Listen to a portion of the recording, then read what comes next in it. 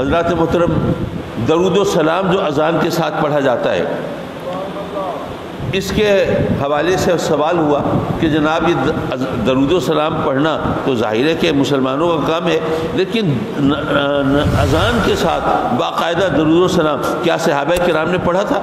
کیا تابعین نے پڑھا تھا؟ کیا ائمہ متقدمین نے پڑھا تھا؟ اگر نہیں تو پھر آپ اس کو اتنے اہتمام سے کیوں پڑھتے ہیں؟ اب میں نے اس کو ذرا سرچ کیا، اس پر تحقیق کی، تو پتہ چلا کہ یہ بات درست ہے کہ صحابہ کرام کے زمانے میں اذان کے ساتھ باقاعدہ درود و سلام اہتمام کے ساتھ پڑھنے کی روایت نہیں ہے۔ اگر کوئی پڑھ لیتا تھا سبحان اللہ، نہیں پڑھتا تھا تو ماشاءاللہ اس پر کوئی اصرار نہیں تھا، اور یہ کوئی روایت نہیں تھی، کوئی دستور نہیں تھا۔ یہ باقاعدہ کب سے شروع ہوا؟ یہ آپ سنیں تو اور ایمان تازہ ہوگا۔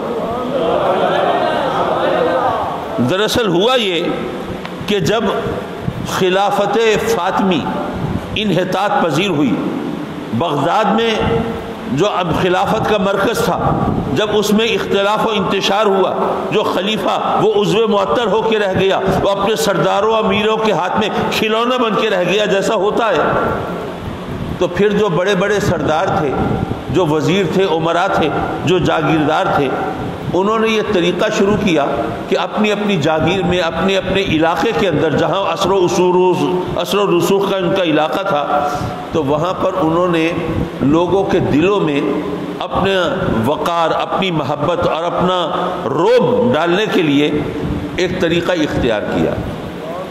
انہوں نے ایسا کیا کہ مسجد میں جو علماء تھے، جو مؤذن تھے، ظاہر ہے کہ وہ کوئی بہت زیادہ امیر و کبیر لوگ اور ایسے صاحب اثر و رسوخ تو نہیں تھے، ان کو تو علاقے کے جو وڈیرے اور سردار ہیں ان کی سرپرستی بہرحال چاہیے ہوتی تھی۔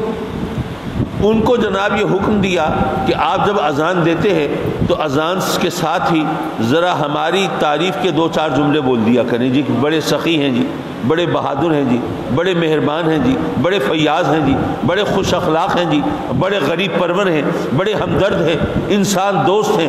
جب ہر اذان کے ساتھ جب دن میں 5 مرتبہ ہماری تعریف و توصیف لوگوں کے کانوں میں پڑے گی تو قطرہ قطرہ تو پتھر پر نشان چھوڑ دیتا ہے، تو لوگوں کے دلوں میں بھی ہمارے لیے اچھے خیالات اور اچھے جذبات جو ہیں وہ جم جائیں گے، بیٹھ جائیں گے، اور ان کی ہمارے بارے میں اچھی رائے بن جائے گی۔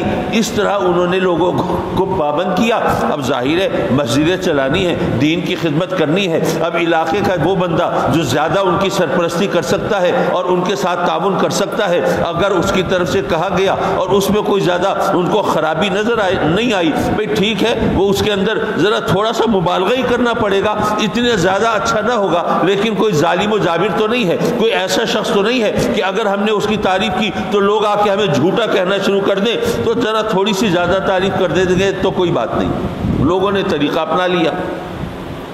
اب جناب یہی ہوتا، جہاں بھی کوئی سلطان ہے، کوئی بادشاہ ہے، یا کوئی امیر ہے، یا جاگیردار ہے، اس نے وہاں علاقے کے لوگوں کو کہہ دیا بھئی تم نے ذرا ہماری تعریف کرنی ہے ہر نماز کے ساتھ، سلسلہ شروع ہو گیا۔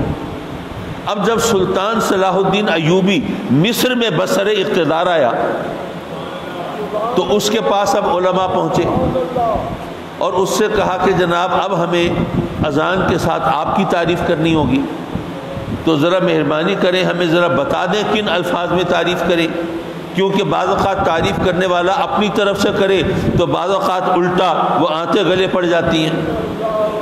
جیسے وہ شاید آپ نے لطیفہ سنا ہو، راجہ رنجیت سنگھ تھا سکھ، جو ایک آنکھ سے کانا تھا، یک چشم تھا، تو ایک شخص نے، اس کے درباری نے سوچا یار میں راجہ کی ذرا تعریف کر کے، ذرا خوشامد کر کے اس سے ذرا کچھ فائدے حاصل کر لوں، تو اس نے کہا جناب راجہ رنجیت سنگھ آپ کی کیا بات ہے، آپ تو ایسے انصاف پرور ہیں، ایسے عادل ہیں کہ جناب آپ رعایا جو ہے وہ مانتی ہے کہ آپ تو سب کو ایک آنکھ سے دیکھتے ہیں۔ اب وہ تو ایک آنکھ سے دیکھنا انصاف کے معنوں میں لے رہا تھا کہ بھئی آپ کسی کو ترجیح نہیں دیتے، سب کو برابر سمجھتے ہیں، لیکن ظاہر ہے کہ وہ چونکہ اس کی ایک آنکھ تو گل تھی، وہ کانا تھا، تو اس نے کہا اچھا یہ کہہ رہا ہے ایک آنکھ سے دیکھتے ہیں، میری مذمت کر رہا ہے، میرا مذاق اڑا رہا ہے۔ اس نے فوراً جلاد کو حکم دیا اس کی گردن قلم کر دی جائے۔ تو اگر ذرا بے احتیاطی ہو جائے تو بعض اوقات خوشامد بھی گلے پڑ سکتی ہے. تو وہ جناب جو اذانیں دینے والے تھے وہ پہنچے سلطان صلاح الدین ایوبی کے دربار میں اور کہا کہ جناب اب ہمیں آپ کی تعریف کرنی ہوگی تو ذرا مہربانی کریں آپ بتا دیں کن الفاظ میں تعریف کی جائے. صلاح الدین ایوبی ایک مرد مجاہد, اس نے کہا اذان کے ساتھ میری تعریف, یہ کیسے ممکن ہے؟ اذان اللہ کی طرف سے بلاوا ہے مخلوق خدا کے لیے, تو میری تعریف اس کے ساتھ تو بالکل درست نہیں, یہ سلسلہ بند کرو. اور پھر یہ سوچا کہ آج میں تو بند کرا دوں, میں تو سلطان ہوں, لیکن میں ہمیشہ تو نہیں بیٹھا رہوں گا. کل جب میں چلا جاؤں گا تو یہ سلسلہ پھر شروع ہو جائے گا. تو کوئی طریقہ ایسا اختیار کرنا چاہیے کہ آج کے بعد سے یہ سلسلہ بند ہو جائے, یہ سلسلہ بالکل بند ہو جائے. تو اس نے علماء سے ذرا مشورہ کیا اور سوچ سمجھ کے غور و فکر کر کے اس نے وہ مساجد کے متولیوں کو اور مؤذنوں کو اور علماء کو یہ حکم جاری کیا کہ آپ پر یہ لازم ہے کہ آپ ہر اذان کے ساتھ آقا کریم صلی اللہ علیہ وسلم کی بارگاہ میں ہدیہ درود و سلام پیش کریں گے. جب آپ ہدیہ درود و سلام اذان کے ساتھ پیش کریں گے تو صلاح الدین ایوبی رہے نہ رہے, ارے آنے والا کوئی بھی ہوگا, کلمہ گو تو ہوگا نا, مسلمان تو ہوگا نا, آقا کریم کا غلام تو ہوگا نا, تو کون بدبخت ایسا ہوگا جو آقا کریم کا درود و سلام بند کرا کے وہ اپنی تعریف کرانا شروع کرے. تو آج کے بعد یہ سلسلہ ختم ہو جائے گا. یہ سلطان صلاح الدین ایوبی نے سلسلہ شروع کیا. اس کا فائدہ کیا ہوا؟ مصر میں تو درود و سلام شروع ہو گیا. اچھا, آس پاس جو دوسری مسلمان ریاستیں تھیں وہاں پر جو امام تھے, جو مؤذن تھے, انہوں نے دیکھا اب وہاں پر سلطان صلاح الدین ایوبی کی حکومت نہیں ہے, وہاں پر دوسری مسلم ریاستیں ہیں.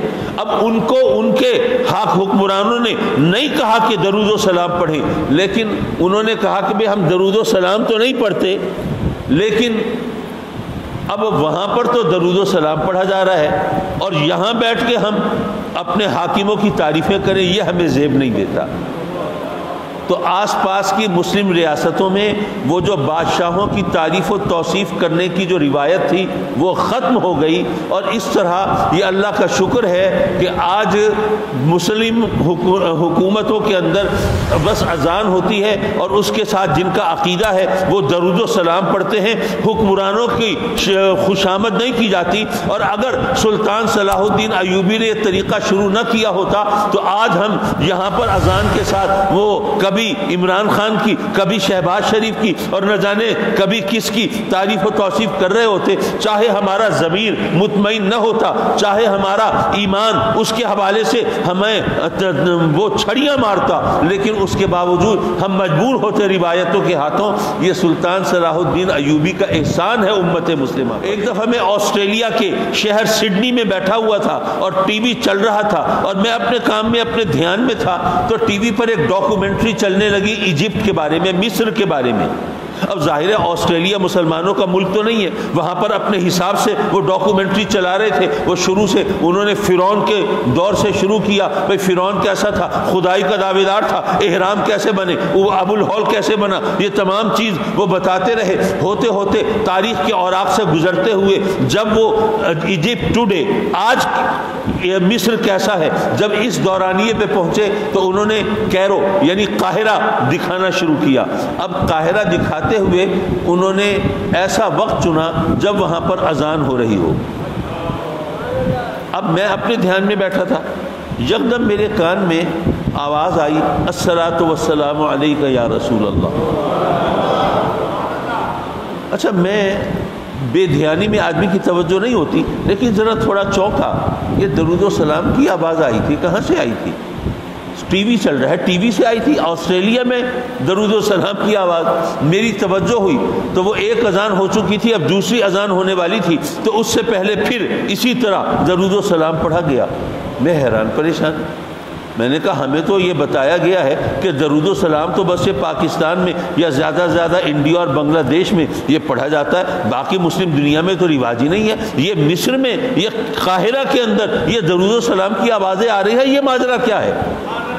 یہ جب میں واپس آیا اور میں نے یہ سرچ کیا تو یہ ساری کہانی جو صلاح الدین ایوبی کی ہے، یہ میں نے آپ کو جو سنائی ہے، یہ پھر میرے سامنے آئی اور پتہ یہ چلا کہ اب باقی جگہوں پر تو اس طرح درود و سلام پڑھنے کا رواج نہیں رہا، لیکن چونکہ سلطان صلاح الدین ایوبی نے اپنے حکم سے یہ درود و سلام شروع کرایا تھا، تو قاہرہ کے اندر آج تک مساجد میں اذانوں کے ساتھ درود و سلام پڑھنے کی روایت موجود ہے۔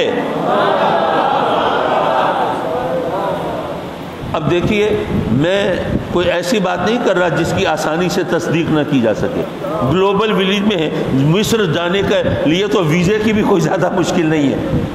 تو آپ میں سے اگر کسی کو شوق ہو، مصر ویسے بھی بڑا تاریخی ملک ہے، اور وہاں پر جائیں، احرام مصر کی سیر بھی کریں، ابو الہول کو بھی دیکھیں، اور دریائے نیل کا بھی نغمگی کا مظاہرہ کریں، اور جناب ساتھ ہی ذرا وہاں جا کر دیکھ لیں کہ جو کچھ میں نے آپ کو بتایا ہے وہ کس حد تک سچ ہے۔ قاہرہ میں کیا آج تک اذانوں کے ساتھ درود و سلام پڑھا جاتا ہے یا نہیں پڑھا جاتا؟